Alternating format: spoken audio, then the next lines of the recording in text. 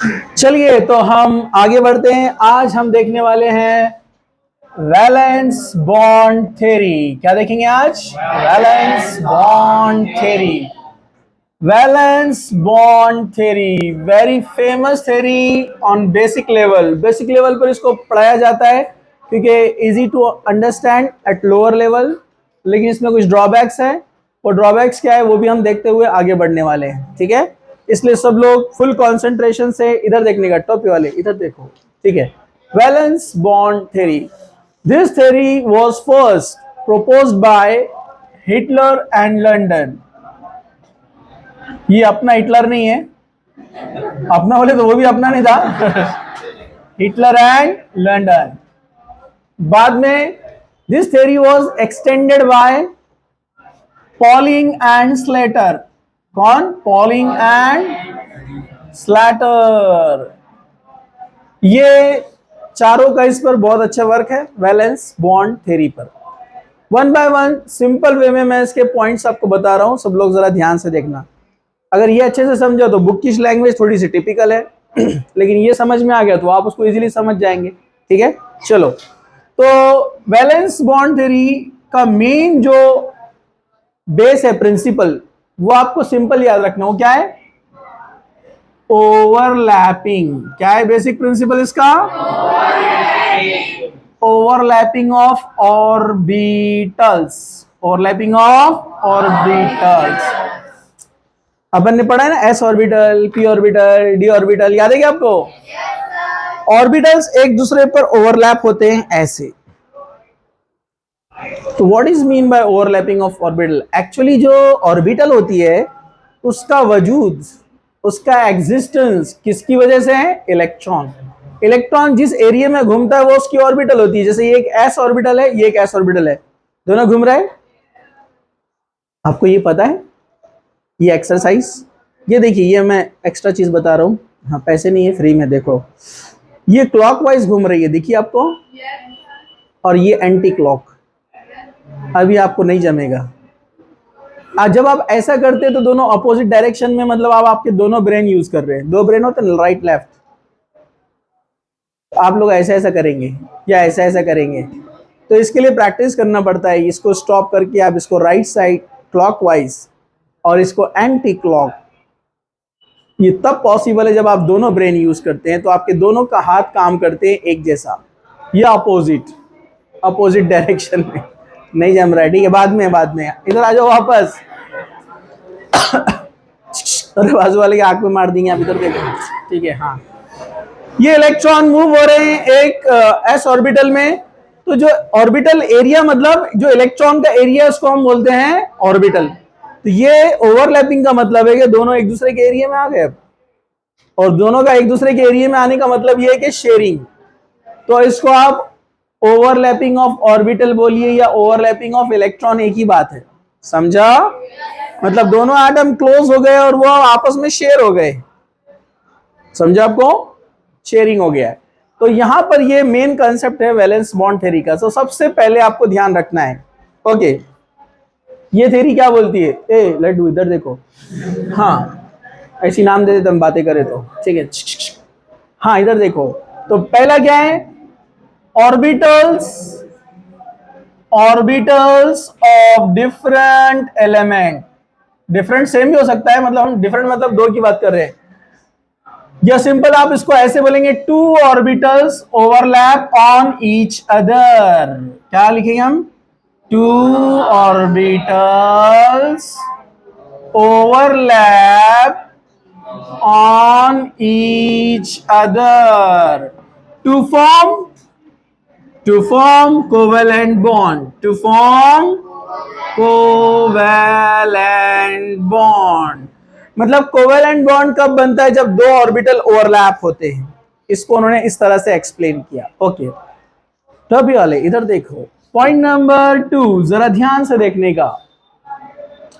ये बोलते हैं ओवरलैपिंग किस में होता है? ओवरलैपिंग होता है, yes, orbitals, orbitals having electrons, electrons with opposite spin. क्या होना चाहिए?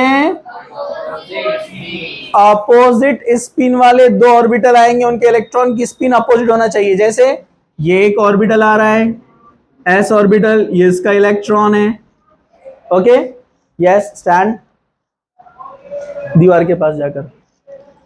ये दूसरा ऑर्बिटल है, ओवरलैपिंग के लिए आ रहा है, इसके पास भी इलेक्ट्रॉन है, खड़े रहो आराम से, ठीक है। अब यहां पर क्या होगा, ये अपनी एक्सेस में ऐसे मूव हो रहा है, एंटी क्लॉक। कैसे हो रहा है ये? और इसकी स्पिन क्या है? क्लॉक। तो एक का स्पिन क्लॉक है और दूसरे का एंटी क्लॉक। देखो ये रिवॉल्वमेंट है, ये रिवॉल्व हो रहा है, समझा आपको? ये रिवॉल्व है, लेकिन रिवॉल्व होते होते वो अपनी ही एक्सेस में मूव होते रहता है। जैसे आप देखते हैं टेनिस का बॉल देखा आपने, खेलते टाइम आप जब स्पीड से फेंकते हो उसको, तो स्लो मोशन कैमरे में आप देखेंगे तो गोल गोल घूमते हुए जाता है, वो अपनी एक्सेस में घूम रहा है ना। तो इलेक्ट्रॉन भी वैसे ही स्पिन करते हैं। तो ओवरलैपिंग की कंडीशन है कि जो दो ऑर्बिटल आपस में ओवरलैप होने वाले हैं, दोनों इलेक्ट्रॉन का स्पिन क्या चाहिए? अपोजिट। तो अपोजिट स्पिन होना चाहिए। थर्ड थर्ड पॉइंट क्या बोलता है ये? When orbitals overlap, मैं एकदम सिंपल वर्ड्स में बता रहा हूं इसलिए जरा ध्यान से देखो। When orbitals overlap on each other, overlap on each other, energy release, energy release. ये एनर्जी कौन सी एनर्जी की बात हो रही है? बात हो रही है पोटेंशियल एनर्जी की। क्या हो रही है? मैंने बताया था ना आपको, एनर्जी को दो ग्रुप में डिवाइड किया है, काइनेटिक एनर्जी, पोटेंशियल एनर्जी। तो पोटेंशियल एनर्जी किससे एसोसिएटेड है? बॉन्ड से। किससे एसोसिएटेड है वो? बॉन्ड से। तो ये देखिए, इंटरनल एनर्जी, इंटरनल एनर्जी को दो ग्रुप में क्लासिफाई किया है। कितने ग्रुप में क्लासिफाई किया है इसको? दो ग्रुप में क्लासिफाई किया है इंटरनल एनर्जी को, kinetic energy, potential energy. Kinetic energy, it is due to the motion of atoms in the substance या matter जो भी है। जैसे ट्रांसलेशनल एनर्जी, बोलो बोलो, translational energy, rotational energy, and कौन सी है एक? Vibrational energy. अगर कोई एटम होते हैं ना गैस में, लिक्विड में, उनमें वाइब्रेशन होता है, तो उसमें एक एनर्जी उससे एसोसिएटेड रहती है, उससे जुड़ी हुई रहती है, उसको बोलते हैं वाइब्रेशनल एनर्जी। जो डायटोमिक या ट्राइटोमिक मॉलिक्यूल्स रहते हैं वो घूमते भी है अपनी एक्सेस में, घूमते रहते हैं अंदर गैस में, तो उससे भी एनर्जी कुछ ना कुछ बनता है, वो रहता है रोटेशनल एनर्जी। जैसे फैन घूम रहा है तो एनर्जी मिल रहा है ना इससे कुछ ना कुछ। हाँ, वैसे ही ट्रांसलेशनल एनर्जी, गैस स्टेट में मॉलिक्यूल एक जगह से दूसरी जगह भागते रहते हैं, तो ये तमाम एनर्जीज का मजमुआ, एडिशन कहलाता है काइनेटिक एनर्जी। और पोटेंशियल एनर्जी दो ग्रुप में डिवाइड किया गया है, इंट्रामोलिक्यूलर एनर्जी, इंटरमोलिक्यूलर एनर्जी। जैसे वाटर ले लेंगे हम एग्जांपल, H2O, दूसरा वाटर H2O, H2O। यहां पर दोनों हाइड्रोजन और एक ऑक्सीजन को होल्ड करने के लिए, जोड़ने के लिए जो एनर्जी काम कर रही है उसको बोलते हैं intramolecular energy. Energy which is associate to hold the atoms inside the molecule. कुछ ना कुछ एनर्जी लगेगी ना उसको, ठीक है, हाँ। और energy which holds the molecules, मतलब दो मॉलिक्यूल के बीच में इसका निगेटिव और इसका पॉजिटिव अट्रैक्शन करेगा कि नहीं? तो इनके बीच में जो अट्रैक्शन होता है वो कौन सा एनर्जी है? इंट्रा। अब डेफिनेटली जब ओवरलैपिंग होंगी, जैसे एक हाइड्रोजन और ये ऑक्सीजन के ऑर्बिटल आपस में आकर ओवरलैप हो रहे, तो बॉन्ड बन रहा ना, तो एनर्जी कम ज्यादा होंगी ना। और अपन बचपन से पढ़ रहे ना, दो एटम या मॉलिक्यूल या आयन या पार्टिकल, कोई भी दो पार्टिकल जब नजदीक आते तो एनर्जी रिलीज होती है। समझा आपको? जब भी दो पार्टिकल, दो एटम, दो मॉलिक्यूल, कोई भी जब नजदीक आते तो एनर्जी रिलीज होती है, और उनको दूर करना है तो एनर्जी देना पड़ता है। समझा? So when two orbitals overlap on each other, energy release. मतलब कौन सी एनर्जी की बात चल रही है? Potential energy. डिक्रीज होता है, क्या होता है? डिक्रीज। ओके, फोर्थ पॉइंट हम यहां पर बोलेंगे, summation of energies, summation मतलब addition, summation of energies of two orbitals is greater than the energy of combined मतलब कौन, overlapped, combined मतलब कौन, overlapped orbitals। समझा?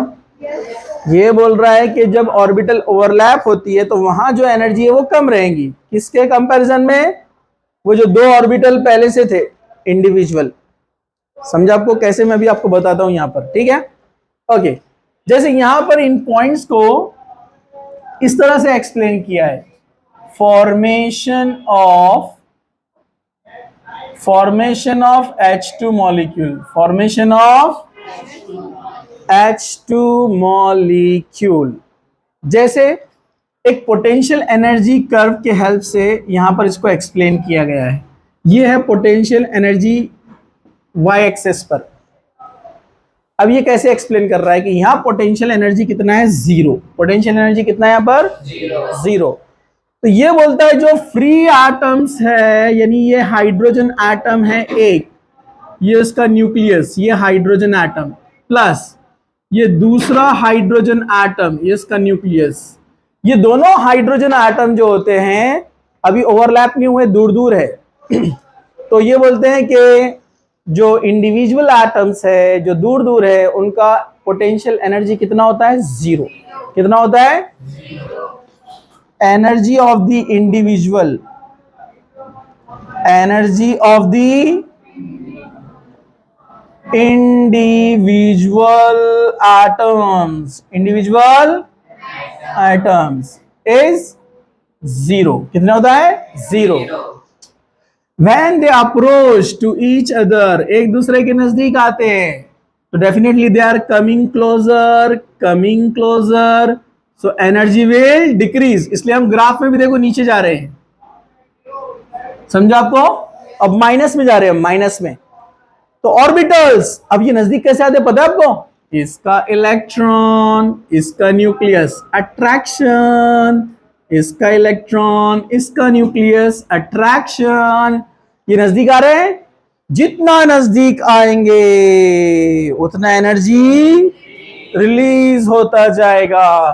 तो ये और नजदीक आएंगे तो ओवरलैपिंग और ज्यादा होगा, और एक मैक्सिमम ओवरलैपिंग तब जब वो पहुंच जाएंगे, हायर ओवरलैपिंग जहां पर हो चुकी है, ये इलेक्ट्रॉन, ये इसका इलेक्ट्रॉन कितना क्लोज होते हैं पता है आपको, कि बॉन्ड लेंथ कितना हो जाता है हाइड्रोजन में, बॉन्ड लेंथ हो जाता है 74 पिकोमीटर। इतना नजदीक आते हैं, दोनों न्यूक्लियस का डिस्टेंस निकालेंगे तो कितना मिलता है, 74 पिकोमीटर।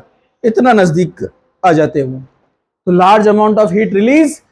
तो ग्राफ में माइनस में, जीरो के नीचे जा रहा है मतलब माइनस में जा रहा है, तो ये कहां तक जाता है, -435 किलो जूल पर मोल। मतलब एक मोल हाइड्रोजन जब ओवरलैप होते हैं तो इतना एनर्जी रिलीज होता है, -435 किलो जूल।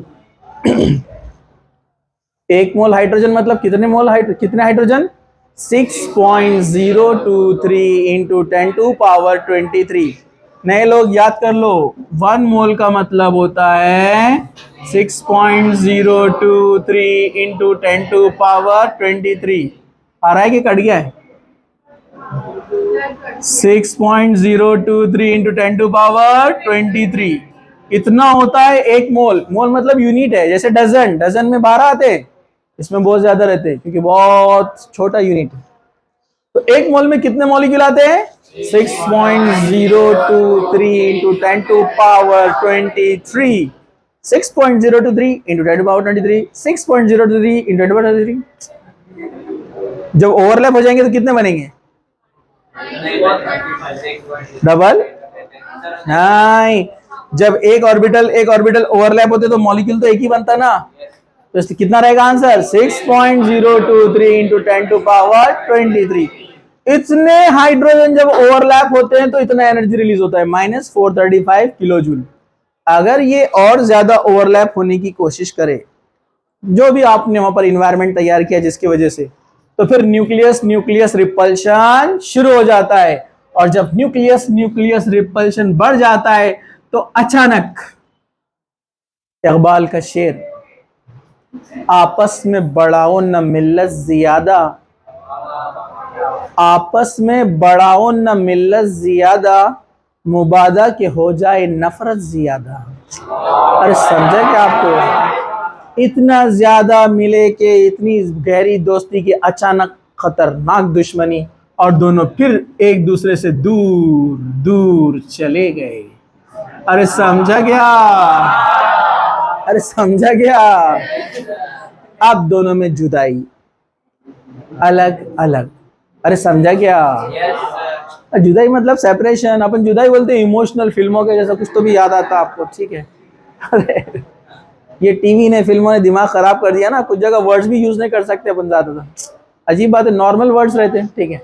चलो, तो अब यहाँ पर एनर्जी एकदम बढ़ जाएगा, क्योंकि जब वो अलग होते हैं तो एनर्जी एब्जॉर्ब करेंगे ना, जब ओवरलैप हो तो एनर्जी रिलीज होता है, और जब नजदीक आएंगे तो क्या होगा? मतलब ये पॉइंट क्या बोलते हैं अपने को वैलेंस बॉन्ड थ्योरी में? Larger the extent of overlap, more stable will be the bond. समझा को? जितना ज्यादा ओवरलैप होगा बॉन्ड क्या रहेगा? स्ट्रॉन्ग, स्टेबल रहेगा ना।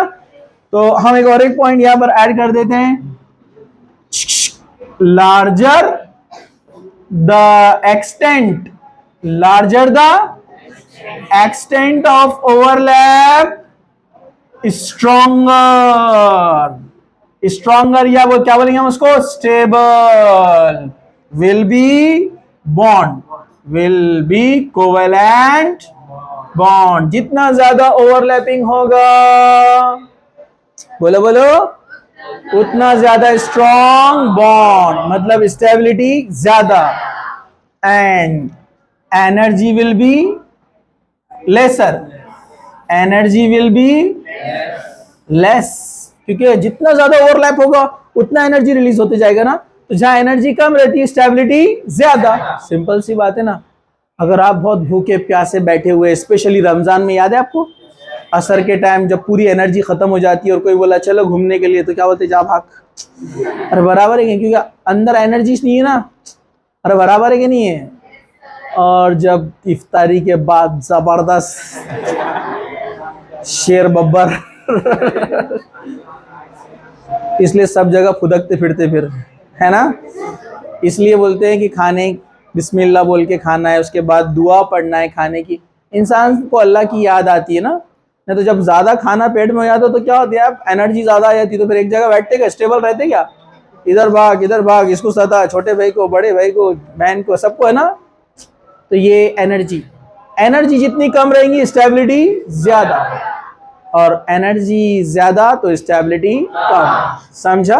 ओके, ये कुछ मेन पॉइंट्स थे वैलेंस बॉन्ड थ्योरी के और फॉर्मेशन ऑफ H2 मॉलिक्यूल के। हम इसको कंटिन्यू करते हैं नेक्स्ट लेक्चर में। ओके, सारे पॉइंट्स याद रखो, आपको इसको कनेक्ट करना है। फोटो निकाल लिए?